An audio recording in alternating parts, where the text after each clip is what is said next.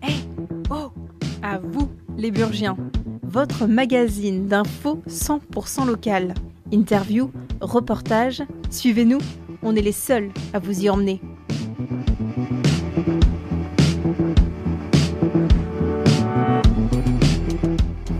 Bonjour à toutes et à tous, merci d'avoir choisi le 90 FM.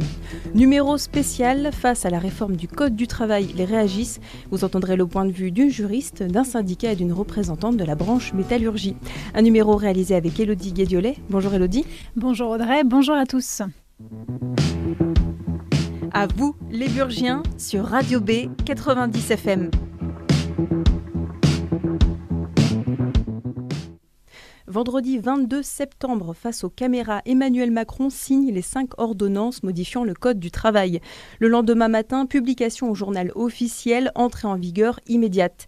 Mais les ordonnances doivent encore passer devant le Parlement. Première lecture fin novembre. Après ce vote, les ordonnances auront force de loi. Le texte peut-il encore être rejeté ?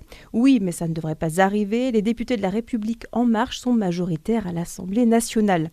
Face à cette réforme, les avis sont partagés. Des salariés sont inquiets, des chefs d'entreprise rassurés et les réactions sont multiples. Rien de nouveau, c'est à chaque fois le cas. Nous avons tendu notre micro à 3 personnes, un syndicaliste, une juriste et une représentante de la branche métallurgie. Radio B. Radio B. Fabrice Canet, bonjour. Bonjour. Vous êtes secrétaire général de l'Union départementale CGT de l'Ain. Au mois de septembre l'année dernière, c'était la dernière manifestation contre la loi El Khomri. Le 12 septembre de cette année, nouvelle manifestation, cette fois contre la réforme du Code du travail d'Emmanuel Macron.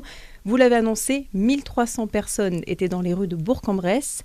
Le 10 octobre, la fonction publique était dans la rue et de nouveaux rassemblements sont prévus le jeudi 19 octobre.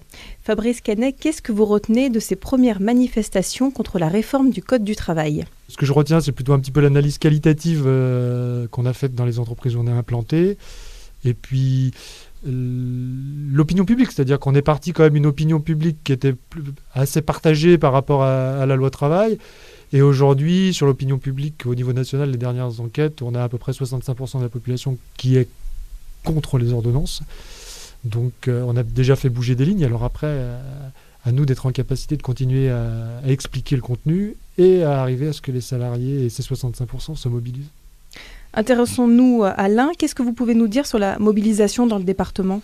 Pareil, au niveau du département de l'Ain, quand on fait un peu une enquête auprès de nos syndicats, les salariés sont contre. Après, sur la mobilisation, elle dépend en fait de la capacité des camarades dans les syndicats à articuler avec les problématiques des entreprises, quoi. C'est-à-dire ce que nous, dans le langage syndical, on appelle l'ancrage, c'est-à-dire comment on articule les problèmes de l'entreprise avec la loi travail, en leur disant on regarde vos difficultés, demain avec la loi travail, voilà ce que vous pourrez faire, voilà ce que vous ne pourrez plus faire. Mais c'est un petit peu du cas par cas que vous faites, et ça qui est peut-être difficile justement pour mobiliser les gens, Fabrice Canet ? Je dirais que c'est ce qui est intéressant, parce qu'on sort d'un discours désincarné, mais c'est compliqué, parce que c'est un travail de fourmi, quoi. Donc la bataille contre les ordonnances, moi ce que je dis aux camarades, soit au niveau national mais aussi au niveau local, il faut qu'on arrive à maîtriser le temps et de ne pas être dans l'urgence, quoi. C'est-à-dire de prendre le temps de bien expliquer, d'articuler avec ces réalités, mais c'est long. Fabrice Canet, vous sentez plus d'inquiétude parmi les salariés avec cette réforme du Code du travail ? On a de l'inquiétude, je ne vais pas vous cacher qu'il y a du fatalisme, de la résignation, un peu de colère, parce que quand on articule avec la réforme de l'ISF, voilà, c'est dans la globalité, quoi. Il y a vraiment de tout type de sentiments, vraiment variés. Et sur la réforme du Code du travail, en quelques mots, sur quel point en particulier les inquiétudes sont plus importantes ? Ça dépend de quel point de vue. C'est-à-dire que nous, au niveau interprofessionnel, on a des inquiétudes sur les possibilités, notamment des moyens syndicaux. Ce qui n'est pas, on va se dire les choses, qui sont c'est pas la préoccupation principale du salarié lambda. C'est-à-dire que par rapport à la place des syndicats... La place des syndicats, c'est-à-dire que la loi travail, en fait, implique de fait la quasi-disparition des organisations syndicales dans les entreprises de moins de 50 salariés. Quand on sait que, par exemple, ce matin, j'étais à une conférence territoriale organisée par la communauté de communes d'Oyonnax, où il y a 80 ou 90% des entreprises qui ont moins de 20 salariés, tout est fait pour que ça soit compliqué. Mais là, en plus, le fait de pouvoir contourner dans les organisations syndicales sur le mandatement des délégués syndicaux, sur le mandatement des salariés pour pouvoir négocier, ça va être compliqué. Les salariés, leur inquiétude, c'est la remise en cause du contrat de travail, c'est-à-dire il y a possibilité de remettre en cause ce qu'il y a dans le contrat de travail. En gros, il y a une modification du contrat de travail. Il y a des inquiétudes, alors peut-être pas chez tous les salariés, mais sur le plafonnement des indemnités prud'hommes. Il y a des inquiétudes chez nos syndicats sur la possibilité de recours aux experts. L'analyse des comptes, quand vous êtes ouvrier, technicien, même ingénieur, et que vous n'êtes pas comptable, quand on vous présente les comptes au comité d'entreprise, il faut quand même être aidé parfois par des experts pour arriver à décrypter. Et puis surtout les CHSCT, quoi. Ce qu'on ressent beaucoup dans les entreprises, c'est il y a un rapport au travail qui est devenu ambigu. On demande beaucoup aux salariés d'investissement dans le travail et il y a un vrai problème de reconnaissance dans le travail, de pénibilité, de souffrance, et le fait de fusionner les instances et de plus avoir d'instances propres liées aux conditions de travail, surtout que nous, par exemple, on se battait pour que le CHSCT, qu'on y rajoute un petit E à la fin, d'environnement, c'est-à-dire que les camarades dans les instances puissent voir tout ce qui... De rappeler ce que ça veut dire, CHSCT. Alors, comité d'hygiène, de sécurité et conditions de travail, donc qui abordait toutes ces questions de la vie concrète du travail. Et nous, on se battait pour rajouter le petit E, je vous disais, pour qu'on puisse aborder aussi les questions environnementales. Et là, le gouvernement, dans sa grande modernité, nous dit il n'y aura pas de petit E, mais en plus, il n'y aura plus de CHSCT. Ça sera tout fusionné. Donc, on a des grandes inquiétudes aussi sur la capacité des salariés à agir sur leurs conditions de travail, quoi. Fabrice Canet, dans la prise de parole CGT-FO du 12 septembre, c'est écrit noir sur blanc. Cette réforme du Code du travail est un crime orchestré contre des milliers de salariés qui vont subir un recul sans précédent de leurs droits sociaux. Alors en lisant ça, on peut s'interroger pourquoi il n'y a pas plus de personnes dans la rue ? Il faut qu'on fasse œuvre de pédagogie. Moi, je suis... je pense qu'on... Nous, vous savez, au final... nous, on a à peu près 250 implantations syndicales dans l'Ain. C'est aux salariés de se prendre en main. Moi, je ne crois pas à l'avant-garde éclairée et puis à faire pour les autres. Nous, on essaye d'expliquer, de faire pédagogie. Et la question de fond, c'est aussi... c'est une question de démocratie, en fait. C'est comment... j'étais encore, comme je vous disais ce matin à Oyonnax, sur un débat dans une instance territoriale. Quelle est la capacité d'avoir, pour les salariés, de pouvoir s'exprimer sur leur travail, donner leur avis et d'agir sur leur travail. Quel pouvoir à la rue ? On a posé la question à Gérard Filoche. Il est membre du Bureau national du Parti socialiste, ancien inspecteur du travail. Gérard Filoche était à Bourg fin septembre. Il était l'invité du débat contre les ordonnances Mobilisons-nous XXL, un débat organisé par le PCF Solidaire ou encore le NPA. On écoute sa réponse. L'année dernière, nous avons fait 14 manifestations. Nous avions 80% de l'opinion avec nous, au moins 3,5 millions de personnes qui ont participé au moins une fois à l'un des cortèges. Nous étions en passe normalement de nous faire entendre. François Hollande a commis l'énorme erreur de ne pas vouloir entendre ni la rue, ni l'opinion, et ce qui fait qu'aujourd'hui, il y a une très grande colère, et c'est pour ça que vous avez aujourd'hui les routiers qui menacent de bloquer les routes, et vous avez les raffineries qui sont en passe d'être bloquées, et vous aurez bientôt la fonction publique en mouvement avec des grèves qui se volent d'occupation. Et je trouve que c'est normal qu'un pas soit franchi dans la mobilisation si on veut faire rendre la démocratie. Il y a un enjeu considérable, historique, et il est nécessaire aujourd'hui de faire passer le message pour que la mobilisation soit maximale, XXL. Fabrice Canet, une réaction à ce que vous venez d'entendre ? Je partage. Cependant, je pense qu'on doit plus insister. À mon avis, la question, c'est comment on est audible auprès des salariés. Donc, comme je vous disais, il y a une question de faire de la pédagogie, de montrer que c'est possible d'inverser la tendance. Après, je mesure, M. Macron a été élu, il a dit des choses dans son programme qu'il met en application. Il se fait passer pour le président moderne. Donc, de fait, il faudrait rentrer dans la modernité. Donc, nous, on a peut-être plein de propositions. Je pense que ce qu'il faut acter, c'est que le Code du travail n'est pas satisfaisant. Souvent on nous dit il est trop long, trop épais, mais c'est la liste des exceptions qui fait qu'il est trop long, trop épais. C'est la jurisprudence, les exceptions. Si on revient à la base, il n'est pas très lourd. Après, la situation du salariat aujourd'hui, c'est pas celle d'il y a 40 ou 50 ans. Il y a nécessité de remettre à plat des choses. On a plein de propositions et peut-être qu'on n'insiste pas assez ou qu'on nous aide pas à transmettre un petit peu les propositions qu'on a. Alors Fabrice Canet, Gérard Filoche l'a dit, François Hollande n'a pas écouté la rue. Est-ce que selon vous, Emmanuel Macron pourrait le faire ? Tout est relatif. Ne pas écouter la rue, ça veut dire à combien de milliers de manifestants dans les rues il écoutera. Je pense que la capacité à se faire entendre, c'est aussi c'est bloquer la machine économique. Hein. Être des milliers dans la rue, mais vous savez, ceux qui ont l'argent, ce qui les intéresse, c'est l'argent. Hein. Toujours en avoir plus. À partir du moment où l'argent rentre plus dans les caisses, là, ils commencent à se questionner. Et puis faire des propositions pour lui montrer qu'il a tort. Et puis je pense que ce qui est important, c'est de faire des propositions de façon unitaire avec les autres organisations syndicales, parce que ce que les salariés mesurent, c'est la capacité de toutes les organisations syndicales à proposer une plateforme commune et à montrer qu'elles sont unies sur un projet. On souffre peut-être un petit peu de ça aussi. Au niveau des organisations syndicales, il y en a qui appellent à manifester, il y en a qui appellent pas à manifester, qui sont plus, on va encore être dans la discussion. Et c'est ce que vous avez dit, c'est ça qui peut-être vous empêche d'avancer. Dans nos discussions, c'est que des salariés ou même des retraités disent on n'a pas regardé le fond de la loi, mais à partir du moment qu'il y a des organisations syndicales qui sont contre et qu'il y en a d'autres qui sont pas, sans être pour, qui sont pas contre, c'est qu'il doit y avoir des choses positives. Donc, et in fine, on se rend compte que toutes les organisations syndicales sont insatisfaites, plus ou moins. Hein, il y a tout le spectre de l'insatisfaction. Mais je pense qu'il serait fort, c'est d'intégrer que la situation du salarié a évolué et d'arriver à travailler à une plateforme commune de toutes les organisations syndicales sur une question de modèle social où on puisse se retrouver. Moi, je pense qu'on peut y arriver. Mais par exemple, pour le projet de la réforme du Code du travail, les organisations syndicales ont été consultées et au final, vous êtes insatisfait. Donc, comment vous pensez que vous allez pouvoir vraiment peser pour les réformes à venir ? Je pense qu'il faut articuler, et ça c'est la position de la CGT, sur à la fois être force de proposition, autant que faire se peut, c'est d'avoir une plateforme intersyndicale parce que les propositions auront d'autant plus de force, et être force d'opposition parce qu'à un moment donné, de peser un petit peu dans la question de rapport de force. Il faut arrêter de se mentir, dans la vie il y a des enjeux de rapport de force, et de peser, donc c'est à la fois lutter et proposer. C'est de redonner un droit d'expression aux salariés. On parle beaucoup d'emploi, mais on parle peu de travail. De repartir de c'est quoi le travail. Et comme je disais ce matin à la conférence, c'est qui mieux qu'un régleur peut parler du métier de régleur.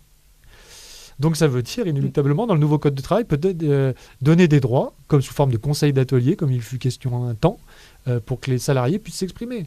Mais c'est pas obligatoirement pour rentrer en opposition à l'employeur. Fabrice Canet, face à la réforme du Code du travail, la CGT a choisi de manifester, de participer au débat, on vient d'en parler, et de déposer des recours devant le Conseil d'État. En clair, c'est quoi l'idée ? En clair, c'est qu'on a des interrogations sur le cadrage juridique par rapport aux conventions internationales. On est quand même... il y a l'Organisation internationale du travail, il y a un cadre. Alors, il n'y a rien de contraignant. Hein. Donc, l'OIT ne peut rien imposer. Elle rappelle qu'on est signataire de conventions. À titre d'exemple, le plafonnement des indemnités prud'homme, ça interpelle. Les juges, normalement, ils jugent au cas par cas, en fonction des critères individualisés, etc. Mettre un forfait, c'est plus du cas par cas. Donc ça nous interpelle. Et il y a un questionnement sur le respect, la procédure accélérée, sur la forme. Il y a un questionnement sur le fond, sur le respect de la démocratie. Le référendum. On nous dit le référendum, c'est très démocratique, sauf que quand on pose la question, c'est pas pareil si c'est le syndicat qui pose une question ou si c'est l'employeur qui l'écrit. Et puis n'oublions jamais que dans le contrat de travail, il y a un lien de subordination. La capacité de l'employeur à peser sur le vote lors du référendum, elle est certaine. Quand vous avez un lien de subordination, on le voit dans les élections professionnelles dans les entreprises. Il y a des employeurs dans l'attente d'un deuxième tour pour pouvoir mettre des listes sans étiquette syndicale, qui passent la matinée devant le bureau de vote les bras croisés pour voir qui va voter, pour être sûr qu'il n'y a pas le quorum pour pouvoir déposer une liste sans étiquette.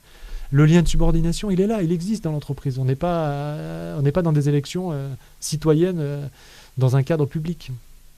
Donc c'est avec la justice maintenant, c'est un autre moyen pour essayer de... C'est un autre moyen. Et comme je vous disais, il y a la lutte dans la rue, il y a la lutte dans les boîtes avec des grèves en articulant avec les revendications propres aux entreprises. Il y a les propositions, j'insiste vraiment, il y a des propositions. Après, la CGT n'a pas la vocation à croire, à dire qu'on a la vérité vraie sur tout. Il faut qu'on discute avec les autres organisations syndicales, avec des associations, pour construire un contre-projet, montrer que...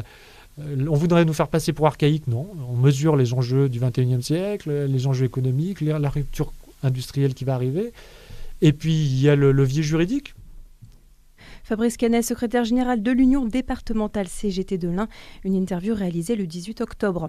On vient de l'entendre, la CGT a déposé des recours devant le Conseil d'État. Elle attend maintenant ses retours. Du côté de la rue, nouvelle mobilisation le jeudi 19 octobre, une mobilisation en baisse. Ils étaient 25 000 à Paris selon la CGT. Le 12 septembre, toujours selon la CGT, ils étaient 60 000. Ce mardi, le 24 octobre, l'ensemble des confédérations syndicales se retrouvent pour décider de la suite. À vous, les Burgiens, sur Radio B 90 FM.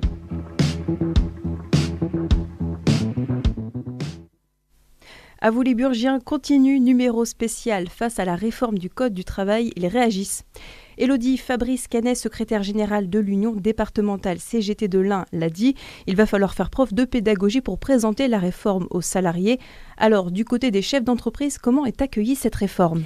J'ai contacté le MEDEF de l'Ain et des chefs d'entreprise, mais on m'a dit qu'il était encore trop tôt pour en parler. Marie-Hélène Lebranchu, déléguée générale de l'Union des industries et métiers de la métallurgie de l'Ain, a accepté de s'exprimer. Lui et même de l'Ain est un outil au service des entreprises du secteur métallurgie.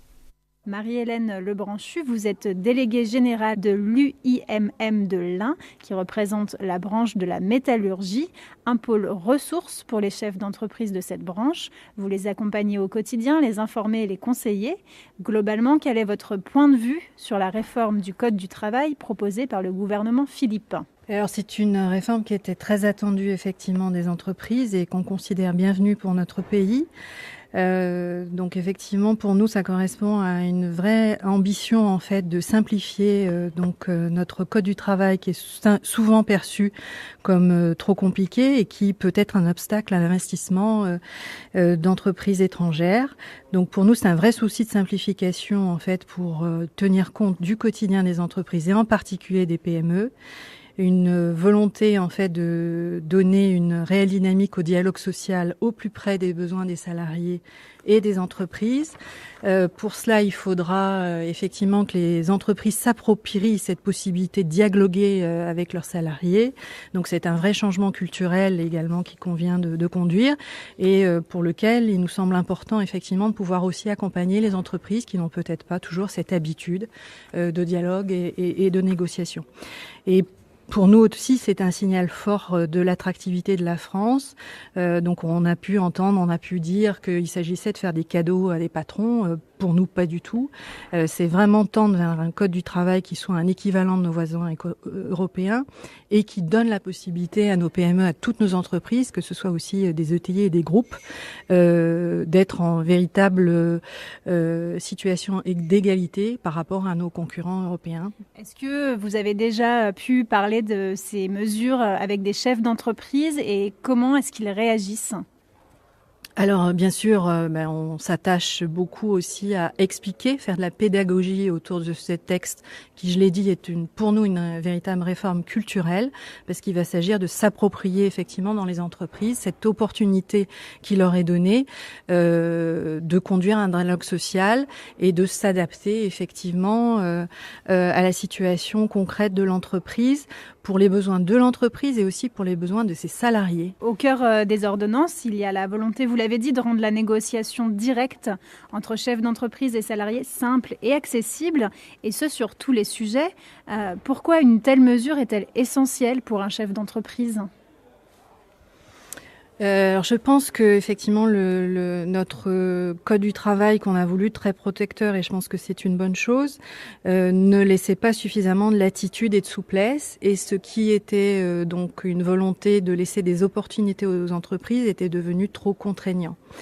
Donc aujourd'hui, effectivement, on a la possibilité dans l'entreprise, si on le souhaite, parce qu'on n'est pas obligé de s'approprier de ce dialogue social.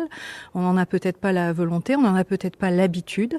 Et pour nous, c'est vraiment donner cette possibilité et de changer les choses de façon culturelle. Je pense que le dialogue social est quelque chose qui est important en France et c'est une opportunité de lui donner une autre couleur. Si on se place du point de vue du salarié, négocier, ça s'apprend. Il faut connaître ses droits, la loi, mais aussi la situation de l'entreprise. Comment est-ce que vous envisagez le rapport de force entre un salarié et son chef d'entreprise ? Alors plutôt que de se placer sur un rapport de force, il me semble important en fait de faire beaucoup de pédagogie, c'est-à-dire que pour qu'un salarié comprenne effectivement la situation de l'entreprise dans laquelle il travaille, il faut qu'on lui explique. Et donc pour négocier, il faut davantage faire preuve de pédagogie. Je pense que nos voisins européens dans les pays du Nord notamment ont cette capacité, ont cette culture aussi, et je pense que les textes aujourd'hui vont nous donner l'opportunité de culturellement travailler de façon un peu différente, non pas dans le rapport de force comme vous l'avez indiqué, mais plutôt dans le dialogue, plutôt dans la pédagogie et plutôt dans le consensus. Suite à ces négociations, les accords d'entreprise pourront primer sur les accords de branche. En quoi est-ce que cette mesure va faciliter la tâche aux chefs d'entreprise ? Qui de mieux que le chef d'entreprise sait effectivement ce qui peut correspondre le mieux à sa situation. Les salariés aussi le savent dans la mesure où ils connaissent bien l'entreprise, dans la mesure où toute la pédagogie est faite pour réexpliquer ce contexte. Ça donne l'occasion aussi aux salariés d'expliquer. Et il est possible pour toutes les entreprises maintenant, quelle que soit leur taille, de conclure des accords effectivement qui vont correspondre aux besoins de l'entreprise mais aussi aux besoins de ses salariés.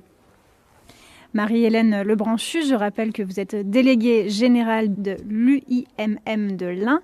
Selon le gouvernement et le MEDEF, un des freins à l'embauche serait le coût de licenciement d'un salarié. Tout simplement, est-ce que la première question qu'un employeur se pose avant de recruter, c'est comment il va pouvoir licencier ? Bien sûr que non, en fait. C'est pas du tout la première question qu'on se pose, en fait. Quand on recrute un salarié, c'est parce que on croit dans un développement d'entreprise, c'est parce que on veut répondre à ses clients. Donc, bien évidemment, c'est pas la première question qu'on se pose. Ce qu'on voit, c'est effectivement, à certains moments, il peut y avoir des contentieux qui sont difficiles, qui peuvent avoir un impact sur l'entreprise. Donc, c'est vrai que donner un petit peu plus de vision, peut-être même aussi pour un salarié, savoir effectivement s'il y a une rupture, qu'est-ce qui peut se passer pour moi, ça peut ouvrir des portes.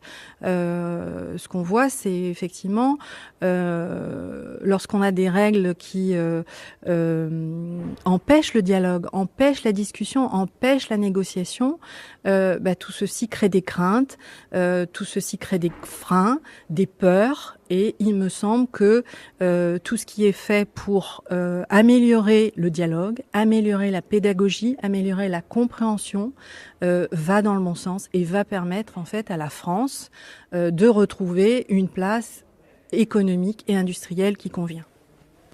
Pour répondre à ça, le licenciement est simplifié, les coûts sont régulés par un barème et plafonnés. On parle beaucoup de cette mesure, elle donne l'impression que la plupart des licenciements se terminent mal. En 2016, pourtant, les saisines des prud'hommes ont diminué de 20%, selon le ministère de la Justice. Vous accompagnez de nombreuses entreprises. Concrètement, aujourd'hui, comment ça se passe pour licencier ? Ce qui est compliqué, je pense, c'est quand on est du point de vue du salarié, le fait d'avoir une rupture, c'est d'avoir effectivement la peur de ne pas retrouver un emploi. Donc, ce qui nous semble, nous, très important, c'est que il y ait une fluidification au niveau de l'emploi, qui soit plus facile effectivement à la fois de recruter et aussi de retrouver un emploi. Donc tout ceci effectivement fera qu'on aura moins en tête peut-être des choses qui sont plus négatives et au contraire en tête les opportunités, même si on sait il y a toujours des contraintes en toute chose. Marie-Hélène Lebranchu, selon vous, quels sont les points essentiels de cette réforme pour les chefs d'entreprise ? Donc pour moi, la première, la mesure phare que l'on peut donner, c'est celle effectivement qui est donnée à la place de la négociation et à la place du dialogue social. C'est vraiment la mesure la plus importante, la mesure aussi que les chefs d'entreprise vont devoir s'approprier et vont devoir bien comprendre, appréhender. Les choses vont pas se faire instantanément, les choses vont forcément prendre du temps parce qu'on s'inscrit en fait dans quelque chose qui culturellement change. Bien sûr, il y a une autre mesure phare aussi qui est peut-être dans la simplification des instances représentatives du personnel, avec la fusion effectivement de ces instances. Ces instances sont compréhensibles pour ceux qui les maîtrisent, qui les connaissent bien. Bien sûr, les organisations syndicales les connaissent bien. Nous aussi, nous les connaissons bien, nous les maîtrisons bien. Peut-être ces fusions sont-elles de nature à donner plus de visibilité, de lisibilité vis-à-vis des salariés qui vont mieux comprendre à quoi servent en fait ces instances, en particulier donc ce nouveau Conseil social et économique qui maintenant va voir le jour. Marie-Hélène Lebranchu, déléguée générale de l'Union des industries et métiers de la métallurgie de l'Ain. Elle insiste, elle aussi, sur la pédagogie auprès des chefs d'entreprise. Pour la déléguée générale, l'application des nouvelles mesures ne se fera pas sans un changement culturel au niveau de l'entreprise et des relations entre patrons et salariés. Un code du travail simplifié qu'il faudra comprendre et s'approprier dans l'échange. Analyser, débattre autour du Code du travail. Une vingtaine d'universitaires spécialisés en droit du travail l'a fait pendant 2 ans. Leur nom, le GR Pacte, pour groupe de recherche pour un autre Code du travail. Tout commence à l'été 2015. Emmanuel Doquès, juriste, professeur à l'université de Nanterre, décide seul de proposer un autre Code du travail. Une tâche difficile, au-dessus de ses forces, comme il l'a dit, mais il ne renonce pas, décide même de poursuivre, mais en groupe. Ce dernier voit le jour à l'automne 2015. Quelques mois après, les universitaires se sont retrouvés dans la Loire pendant 1 semaine. Cécile Nicot est juriste, maître de conférences en droit privé à l'université Lyon 2 et directrice de l'Institut de formation syndicale de Lyon. Elle détaille leur méthode. L'idée, c'est qu'on se répartissait un petit peu les thèmes sur lesquels chacun allait travailler en fonction de ses centres d'intérêt habituels et de la connaissance des thématiques qu'il avait. On a tous travaillé en groupe, un peu chacun de notre côté, avec les organisations syndicales aussi qui nous avaient rejoints, avant de se regrouper ensuite tous en réunion plénière. Et chaque élément de chaque proposition a fait l'objet de discussions serrées et de votes. Beaucoup de sujets ont fait débat, plusieurs points ont été adoptés avec peu de voix. Des positions personnelles s'exprimaient sur chacune des questions. Cécile Nicot le raconte, oui, ça a coincé, c'était inévitable. Débattre, s'interroger, rien de plus normal pour des chercheurs. Il y a des choses qui sont quand même très complexes. Tout ce qui est organisation collective dans l'entreprise, quelle structuration pour la représentation du personnel, quelle place, quel mode d'action pour les syndicats, c'est très très compliqué. Et il y a des choses plus simples sur lesquelles ils ont longtemps discuté, comme quelles sanctions pour les licenciements injustifiés. Aujourd'hui, les ordonnances plafonnent le montant à payer par l'employeur. Quelle est la proposition du groupe ? Cécile Nicot parle d'un fossé avec la réforme du gouvernement. On explique à nos étudiants depuis tout le temps qu'en fait, le droit de licencier, c'est un droit causé. Il doit avoir une cause réelle et sérieuse. Mais s'il n'y a pas cette cause, le licenciement, il devrait être nul. C'est une question qui a été âprement débattue entre nous. Est-ce qu'on va jusque-là, à aller jusqu'à la nullité du licenciement, ou est-ce qu'on considère qu'il faut prévoir des indemnités lourdes ? Pas plafonner, au contraire, des indemnités lourdes, parce que des indemnités lourdes, c'est très dissuasif. Et ça dissuadera l'employeur de licencier sans raison, ce qui ne veut pas dire qu'il n'a pas le droit de licencier. Alors ça, c'est un sujet sur lequel on a discuté très longtemps, et on a finalement retenu la nullité. Après cette semaine dans la Loire, les universitaires se sont retrouvés plusieurs fois et ils ont beaucoup consulté des avocats et des organisations syndicales comme la CGT de l'Ain. Fabrice Canet, son secrétaire général, a participé à un débat. Résultat, leur proposition de code du travail a été publiée en mars dernier chez Dalloz. Première différence, de taille, le nombre de pages, 400 pour leur proposition contre plus de 3000 pour l'édition 2017 du code du travail. Et sur le fond, conclusion de Cécile Nicot, peu de points de convergence, les orientations ne sont pas les mêmes. D'un côté, on flexibilise beaucoup et de l'autre, notre proposition, on est quand même parti de l'idée que dans une situation déjà difficile, il fallait essayer de garantir un socle de protection. Tous les ans, il y a 2-3 grands textes qui réforment le droit du travail, qui vont quand même tous dans le même sens. D'un assouplissement des règles, d'une flexibilité accrue de la relation de travail, faciliter les ruptures, faciliter le recours à des emplois qui vont être des emplois plus précaires. Donc les ordonnances vont dans ce sens. Elles vont dans ce sens d'une manière sans doute beaucoup plus forte que ce qui avait été fait auparavant. La proposition de code du travail a été envoyée au président de la République, à la ministre du Travail, aux organisations syndicales et patronales. Le groupe n'a pas eu de retour du chef de l'État et de la ministre. De son côté, le groupe diffuse toujours son travail. On leur demande souvent à quand une version 2 de leur proposition de code du travail. Les universitaires ne l'excluent pas. D'ici là, ils veulent rester un appui de réflexion, de propositions pour aider à construire des choses. On le rappelle, les ordonnances doivent maintenant passer devant l'Assemblée nationale. La première lecture est prévue pour fin novembre. Merci Elodie, merci aussi à Pauline à la réalisation et à vous pour votre écoute. À très vite sur le 90 FM. Retrouvez À vous les Burgiens tous les lundis à 17h15, rediffusion mercredi à 13h, samedi et dimanche à 8h et à tout moment sur notre site radio-b.fr.